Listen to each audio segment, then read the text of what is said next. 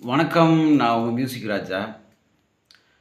நம்ம வாழ்ற வாழ்க்கையில, இந்த பூமியில எல்லாத்துக்கும் தயவு இருக்கு. அப்பா, அம்மா தயவு, அண்ணன், தம்பி தயவு, பணம் நெறையா வச்சிருப்பாங்க. நெறையா சொந்தம், பந்தம், ஃப்ரெண்டு ஏகப்பட்ட பேர் தயவு இருக்கும்.